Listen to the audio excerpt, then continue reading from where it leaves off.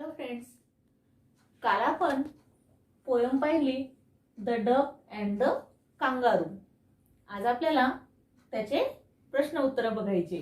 बघा, त्याच्यामध्ये दुसरा प्रश्न दिलेला आहे तुम्हाला. Read aloud the following words. खाली काही शब्द दिलेले आहेत, ते वाचायला सांगितले.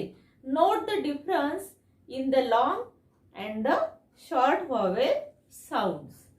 म्हणजे काय, तर दीर्घ आणि ऱ्हस्व स्वराच्या ध्वनीमधील फरक लक्षात घ्यायचा आहे. आता तिथे सारख्या उच्चाराचे शब्द आहे, पण काही दीर्घ स्वराचे आणि ऱ्हस्व स्वराचा जो फरक आहे त्या शब्दांमधला, तो आपल्याला लक्षात घ्यायला सांगितलेला आहे. मी एक उदाहरण दिले बघा इथे. फीट, फीट, FIT फीट आणि FEET फीट. त्याचप्रमाणे दुसरे बघा, BIT बीट, BEAT बीट. आता बीट याचा अर्थ होतो BIT बीट म्हणजे तुकडा आणि BEAT बीट म्हणजे काय, चावणे. अर्थ वेगळा आहे पण उच्चार मात्र सारखे आहे. आणि एक ऱ्हस्व स्वर आणि एक दीर्घ स्वर. BIT बीट ऱ्हस्व स्वर झाला आणि BEAT बीट दीर्घ स्वर. तसंच थर्ड बघा, hit, HIT hit, HEAT hit. आता HIT हिट म्हणजे टोला मारणे आणि HEAT हिट म्हणजे काय, गरम. असा हा ऱ्हस्व आणि दीर्घ स्वरांमधील फरक जो आहे तो आपल्याला इथे त्यांनी लक्षात घ्यायला सांगितलेलं आहे आणि ते तुम्ही समजून घ्यायचं आहे. SIT seat, SEAT seat, PICK पीक, PEAK पीक. आता PICK पीक म्हणजे खुडणे आणि PEAK पीक म्हणजे शिखर. बघा, अर्थ जरी वेगळा असला तरी उच्चार मात्र सारखे आहे, पण स्पेलिंग मध्ये डिफरन्स आहे, फरक आहे. चिक, CHICK चिक म्हणजे पिल्लू आणि CHEEK चिक म्हणजे गाल. नंतरच बघा, TICK टीक, TITEAK टीक. TICK टीक म्हणजे खून ऱ्हस्व स्वर आणि TEAK टीक म्हणजे साठा करून ठेवणे. सॉरी, TEAK टीक म्हणजे काय, साग. नंतर बघा, lick, LICK lick, LEAK leak म्हणजे चाटणे, LICK आणि LEAK लिक म्हणजे काय, गळणे. असा हा फरक तुम्ही लक्षात घ्यायचा आहे. असे इतर सुद्धा शब्द आहेत. तुम्हाला खाली प्रश्न विचारलेला आहे. Find other pairs of words with long and short sound. बघा, फॉर एक्झाम्पल दिला आहे. पेन, PEN पेन आणि PAIN पेन. नंतर आहे बघा, तुम्हाला शोधायचे आहे. सेल, नंतर सेल SAIL. नंतर फुल, फुल. Live,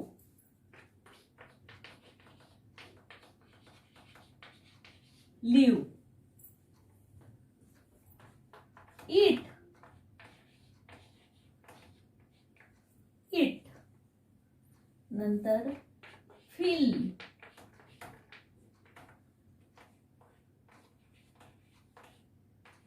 feel. नंतर फील.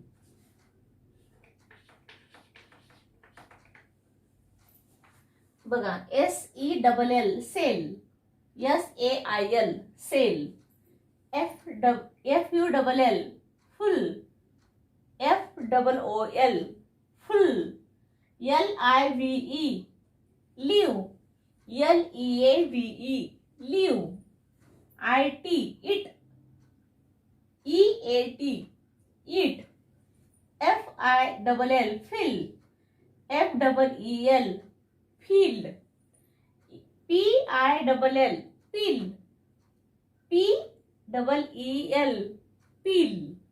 असे हे सारख्या उच्चाराचे रस्व आणि दीर्घ स्वर याच्यातला फरक तुम्ही लक्षात घ्यायचा आहे आणि ते हे शब्द जे आहेत ते सगळे लिहून घ्यायचे आहे. नंतरचा प्रश्न बघा, third question. Put the following events in the order in which दे टूक प्लेस. आता हे जे खाली शब्द दिलेले आहेत, वाक्य जे दिलेले आहेत ते आपल्याला इव्हेंटने लावायचे आहे, अनुक्रमानुसार लावायचे आहेत. ज्याप्रमाणे घटना घडली त्याप्रमाणे आपल्याला ते लावून घ्यायचे आहे. आता फर्स्ट आहे बघा, the duck told the kangaroo about his wish. B आहे, the duck was bored. C, the duck live in a pond. D, the kangaroo agree to take the duck with him. E, the kangaroo thought about it. F, the duck decided to talk to the kangaroo. G, the duck and the kangaroo traveled round the world 3 times.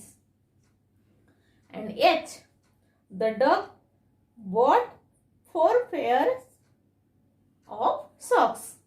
आता हे जे वाक्य आहे हे आपल्याला ज्याप्रमाणे घटना घडली त्याप्रमाणे, जसं आता कवितेमध्ये ज्याप्रमाणे क्रम दिलेला आहे त्या क्रमाने आपल्याला ती लावायची आहे. मग फर्स्ट काय येईल बघा, सगळ्यात फर्स्ट सी नंबरचं बघायचंय बघा. The duck live in a pond. पहिलं काय येईल वाक्य, the duck live in a pond.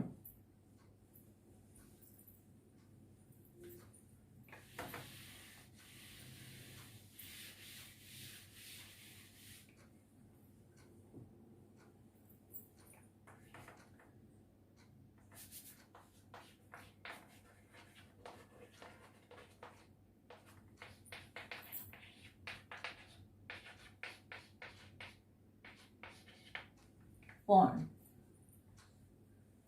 याला आपण फर्स्ट नाव देऊया. And second B, the duck was bored.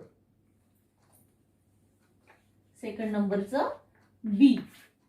नंतर थर्ड काय येईल बघा, the duck live in a pond. Second काय, द डक वॉज बोर्ड.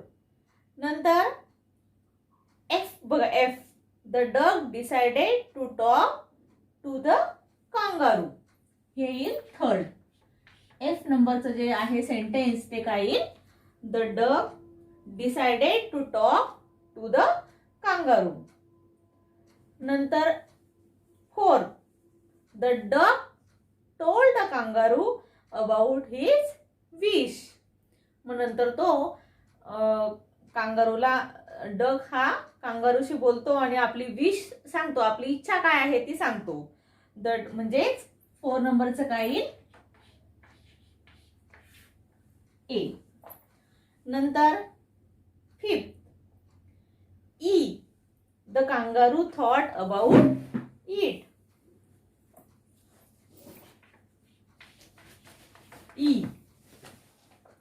नंतर the kangaroo agree to take the duck with him. म्हणजे कांगारू हा ऍग्री होतो, तयार होतो आणि तो त्याला डकला सांगतो की मी तुला घेऊन जायला तयार आहे. म्हणजे 6 नंबरचं काय येईल, एफ. नंतर And then next H. The duck bought 4 pairs of socks. 7 नंबरचं H. 8. G. Then the duck and the kangaroo travel round the world 3 times. Then 8 number G. अशा पद्धतीने ही जी सेंटेन्स आहे ही आपल्याला क्रमाने लिहून घ्यायची आहे. बघा, फर्स्ट काय सांगितलं? The duck live in a pond.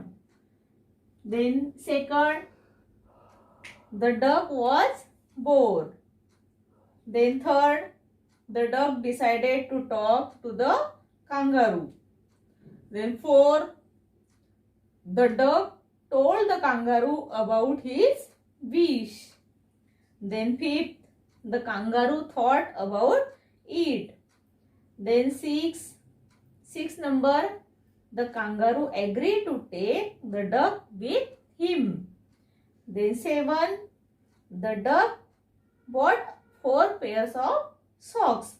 And then the next, the duck, 8 number, the duck and the kangaroo traveled round the world 3 times.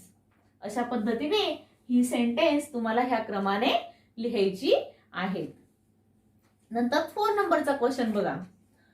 Use other words in the place of the highlights. Highlights म्हणजे काय? लक्ष वेधून घेणारे words.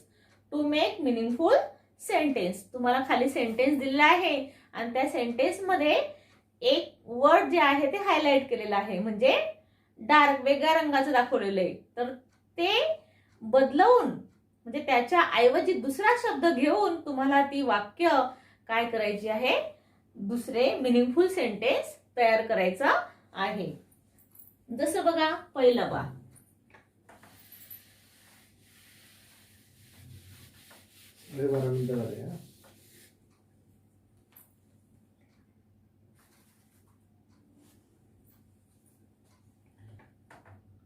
First,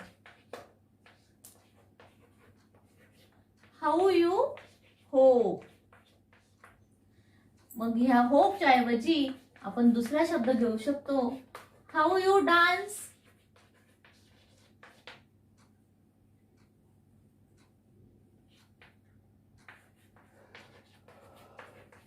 how you exercise. ह्या पद्धतीने. नंतर second बघा, if you would never stop.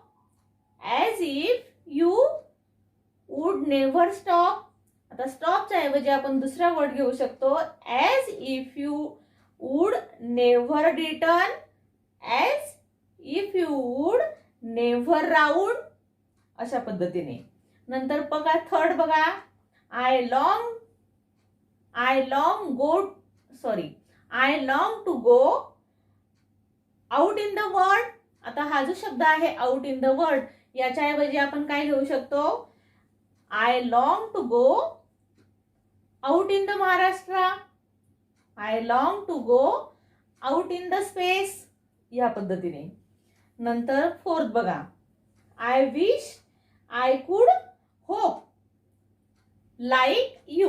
आता होप आणि लाईक ही शब्द हायलाइट केलेले आहेत. मग ह्या शब्दाच्या ऐवजी आपण दुसरे शब्द घेऊ शकतो, जसं I wish I could dance. Like Tanay, like Chinmay.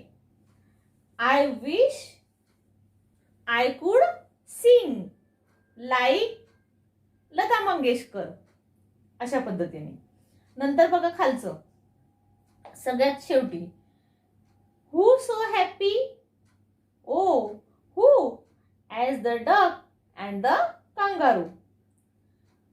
Who so happy. आता याच्या ऐवजी आपण हॅपीच्या ऐवजी दुसरा, हू सो फॉर्च्युनेट.